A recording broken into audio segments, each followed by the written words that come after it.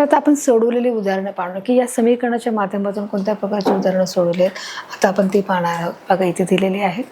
एक खेळाडू वर्तुळाकार मार्गावरून धावताना 25 सेकंदात 400 मीटर अंतर धावून पुन्हा सुरुवातीच्या ठिकाणी परततो. म्हणजे त्याची सरासरी चाल व सरासरी वेग हा किती आहे. तर अशा प्रकारे बघा हा जो एक धावपट्टू आहे तो काय करतो, एक जो खेळाडू वर्तुळाकार मार्गावरून म्हणजेच काय तो गोल मार्गावरून धावताना 25 सेकंदामध्ये किती धावत आहे. जो 25 सेकंद म्हणजे 60 सेकंदाचा एक मिनिट आहे. पण इथे दिलेलं आहे की 25 सेकंदामध्ये तो किती धावत आहे, 400 मीटर अंतर धावून पुन्हा सुरुवातीच्या ठिकाणी परत येत आहे. म्हणजे जो एक फेरा पूर्ण करत आहे, म्हणजे एक जो ग्राउंड आहे की एक पूर्ण जे गोल मैदान आहे ते एक गोल मैदान पूर्ण एक फेरा पूर्ण करून पुन्हा तो सुरुवातीच्या ठिकाणी परततो. म्हणजे त्याची सरासरी जे चाल व सरासरी वेग किती आहे. मग हे आता आपल्याला समीकरणाच्या माध्यमातून काढावं लागणार आहे. म्हणजे बघा इथे त्यांनी दिलेलं आहे की सुरुवातीचे बघा पार केले बघा एक खेळाडू परत त्याची सरासरी चाल वेग किती आहे. मग पार केलेलं एकूण अंतर जे आहे ते किती आहे. बघा इथे दिलेले आहे 400 मीटर आहे. किती मीटर केले आहे 400 मीटर. किती सेकंदामध्ये 25 सेकंदामध्ये किती केले आहे 400 मीटर केले आहे. म्हणजेच आपल्याला जे दिलं आहे त्याची माहिती दिली आहे. एकूण विस्थापन सध्या किती आहे 0, कारण तो पुन्हा सुरुवातीच्या ठिकाणी येतो. म्हणजे विस्थापन किती झालं आहे 0 झालेलं आहे.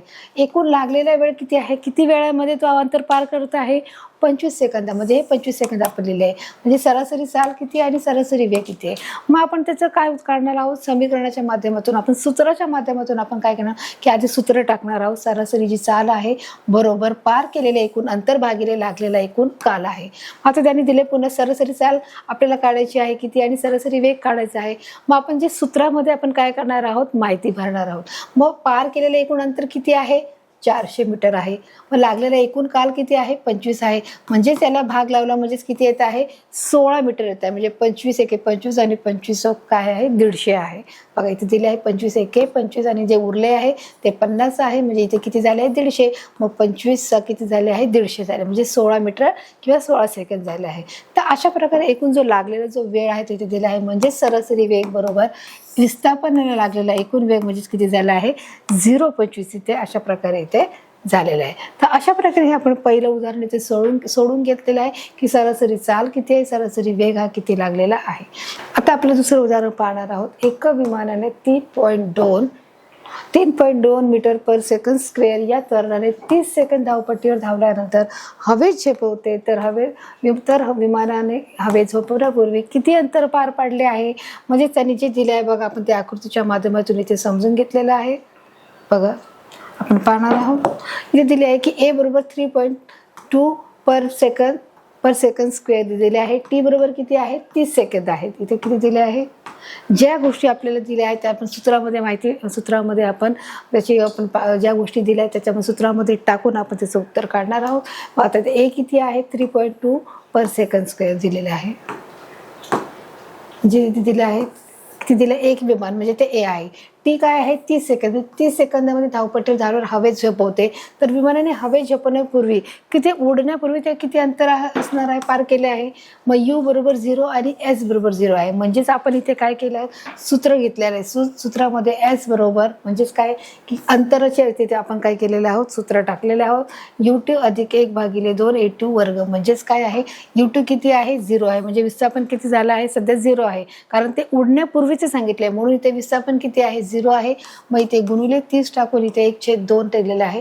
गुणिले 3.2 गुणिले 30चा वर्ग आणि त्याच्यामुळे अशा प्रकारे त्यांनी ते त्याचा गुणाकार करून आपण भागाकार करून इथे 0 खाली येणार आहे. 1.6 गुणिले 30 येणार आहे. इथे आणि 30 गुणिले 30 म्हणजे हा 30चा वर्ग म्हणजेच काय असणार आहे 30 गुणिले 30 इथे आले आहे. हा वर्ग असल्यामुळे 2दा 30 आहे. मग त्यामुळे याचा गुणाकार करून 1.6 उत्तर आलं आहे. मग 1.6ला याचा जर गुणाकार केला 3 त्रिक 9 3 7 3 त्रिक 9 म्हणजेच याचा गुणाकार करून 900 हे उत्तर आलेलं आहे.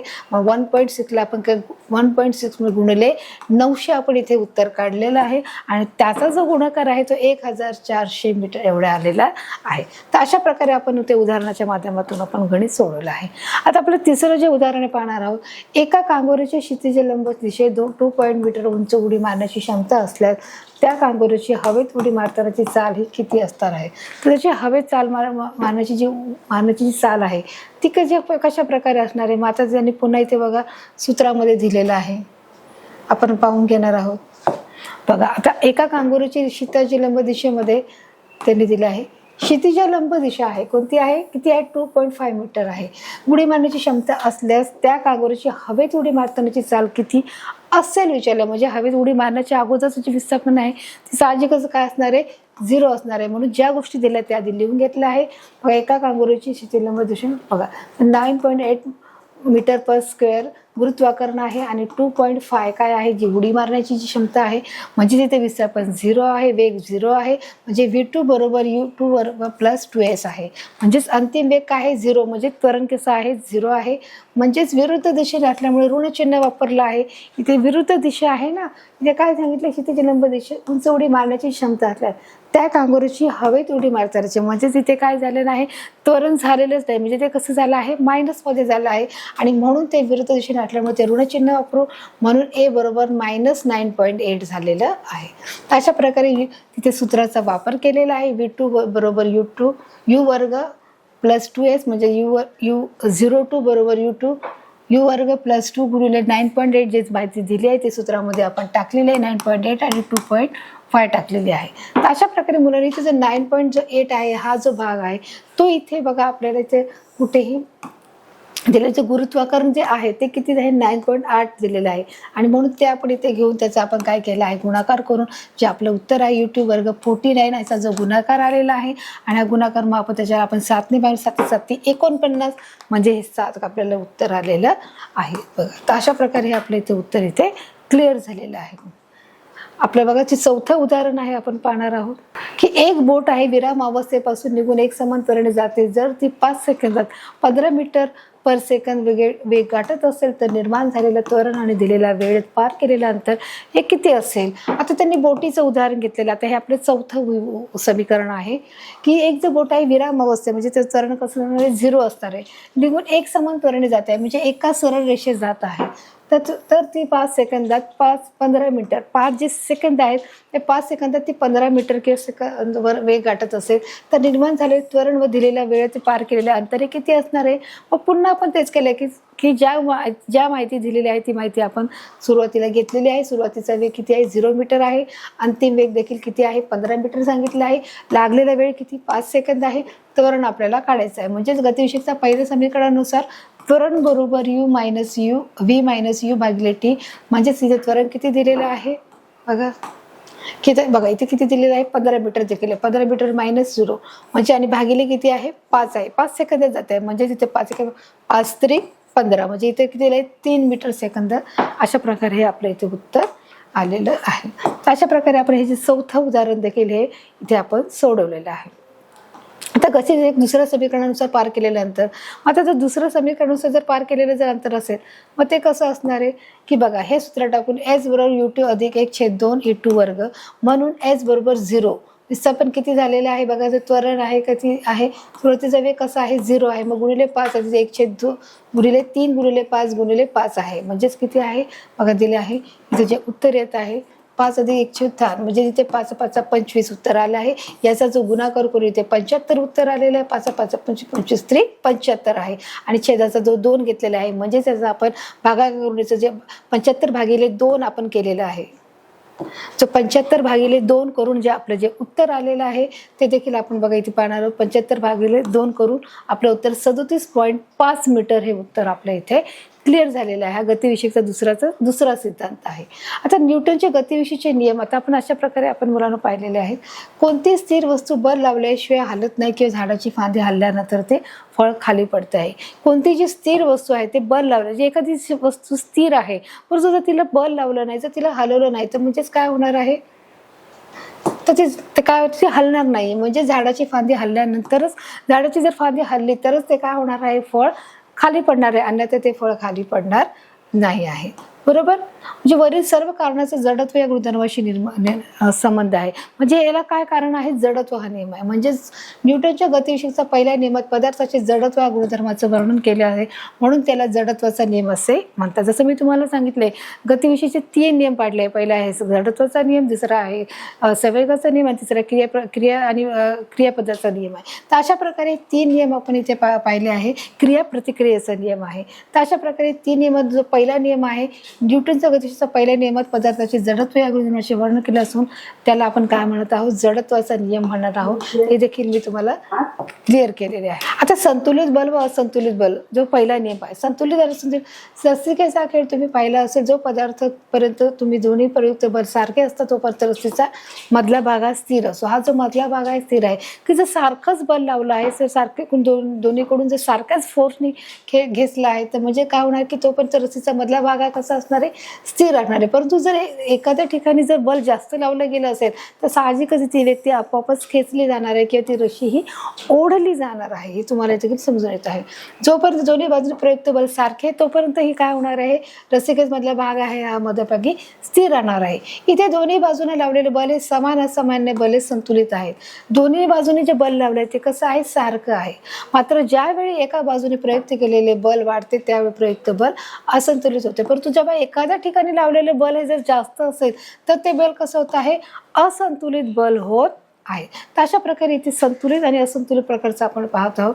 परिणामी बल अधिक बलाच्या बाजूला प्रयुक्त होते व रस्सीचा मध्य त्या दिशेला सरकतं. जर काय होत आहे, परिणामी बल जर अधिक लावलं तर बलाच्या बाजूला प्रयुक्त होते व रस्सीचा जो मध्य आहे हा मध्य काय होत आहे, तो बाजूला सरकते किंवा ज्या दिशेने जास्त खेचले त्या दिशेने तो खेचत आहे. जर एखाद्या वस्तूवर कोणतेही बाह्य असंतुलित बल कार्यरत नसेल तर तिच्या विराम अवस्थेत किंवा सरळ रेषेतील एकसमान गतीमध्ये देखील सातत्य राहते. त्यांनी सांगितले की जर एखाद्या वस्तूवर कोणतेही बाह्य असंतुलित बल हे कार्यरत नसेल, जर कोणतेही बल हे कार्यरत नसेल तर त्या अवस्थेत किंवा सरळ रेषेतील एकसमान गतीमध्ये देखील काय राहत आहे, सातत्य राहत आहे. म्हणजे त्या घटनेपूर्वी ती गोष्ट पुन्हा पुन्हा ती घडत आहे. बघा अशा प्रकारे तुम्हाला ते चित्र देखील एखादी गाडी पुश करणे म्हणा किंवा एखादी गाडी ओढणे म्हणा, म्हणजेच काय आहे की ते एखाद्या वस्तूवर कोणतेही बाह्य असंतुलित बल म्हणजे असमान बल हे लावलं असेल ते नसेल दिलं आहे.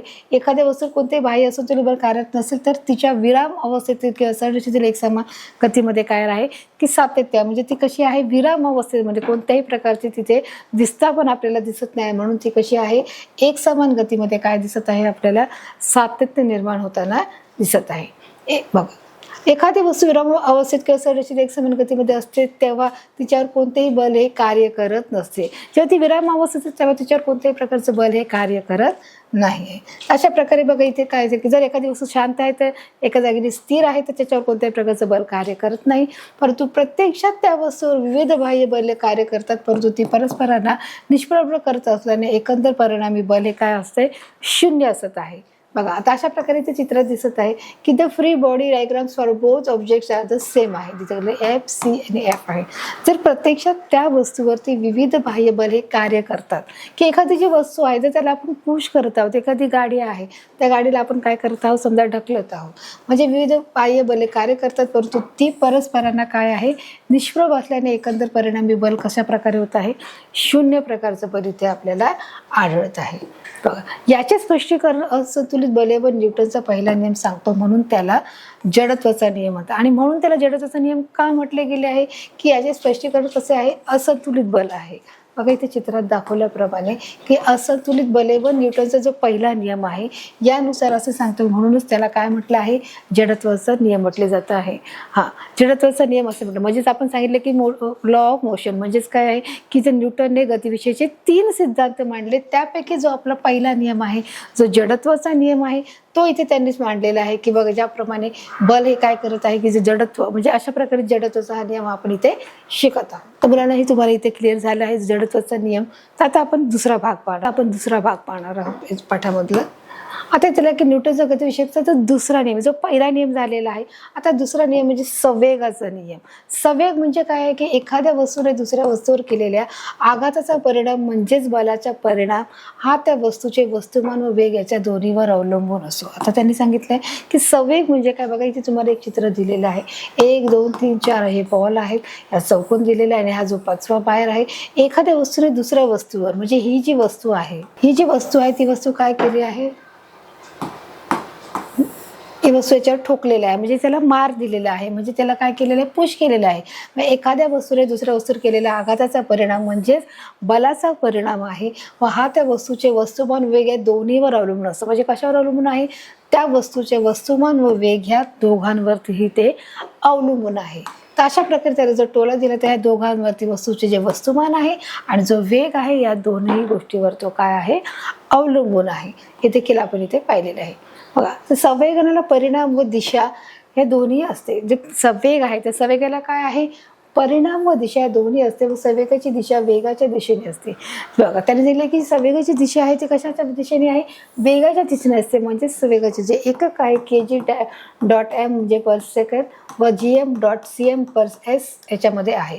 तर अशा प्रकारे त्यांनी दिले आहे की संवेगाचा जो परिणाम आणि दिशा या दोन्ही मध्ये असते आणि जो संवेगाची दिशा आहे ती वेगाच्या दिशेने आपल्याला मारताना दिसत असते. जसं एका प्रकारे जो बॉल मारल्यानंतर तो बॉल हा काय होत आहे, संवेग होत आहे, ते एकमेकांना ते संपर्कात येत आहेत.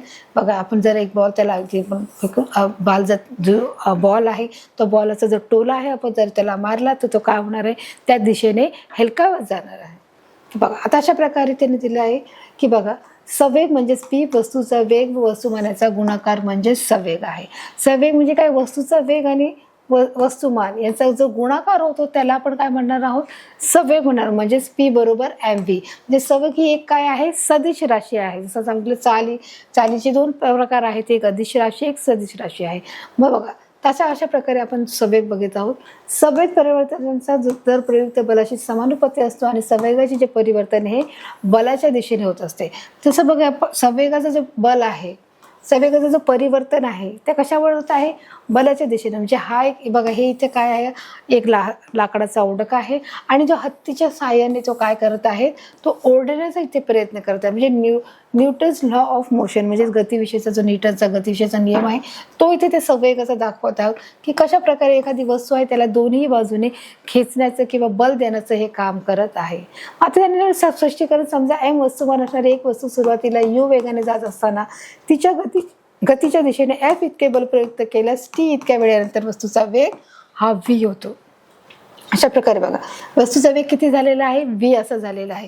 जी एम वस्तुमान असणारी एक जी वस्तू आहे ती वस्तूला सुरुवातीला यू वेगाने जर जात असताना तिच्या गतीच्या दिशेने एफ इतके बल प्रयुक्त केल्यास, म्हणजे त्याच्या दिशेने विरुद्ध दिशेने जर एफ इतके बल प्रयुक्त केल्यास टी इतक्या वेळानंतर वस्तूचा वेग हा किती असणार आहे, व्ही असा इतका होणार आहे.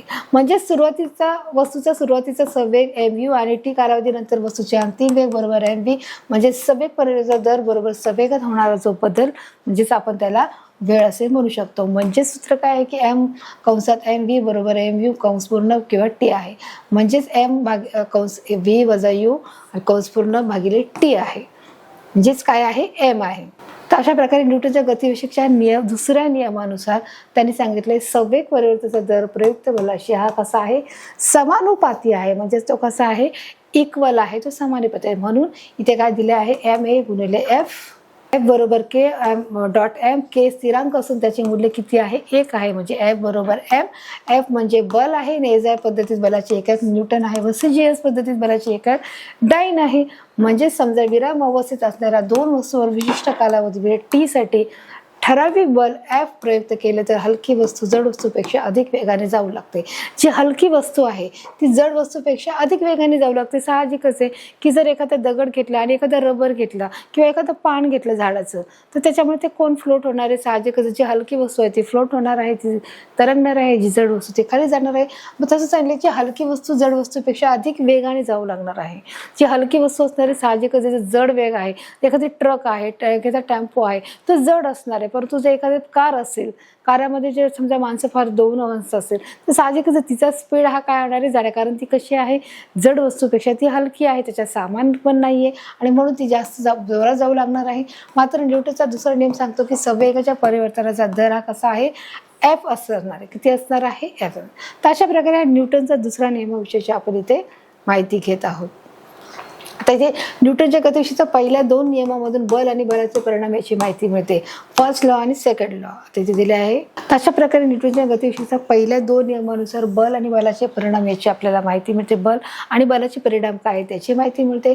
मग न्यूटनच्या गतिविषयीचा फर्स्ट लॉ आणि सेकंड लॉ म्हणजे फर्स्ट म्हणजे जो जडत्वाचा नियम आहे आणि संवेगाचा नियम आहे. मग त्यांनीच बघितले दिले एफ. संवेग म्हणजे काय आहे, इथे एफ सांगितलेलं आहे. मग ते कोणत्या प्रकारची माहिती ते देखील आता आपण पाहणार आहोत.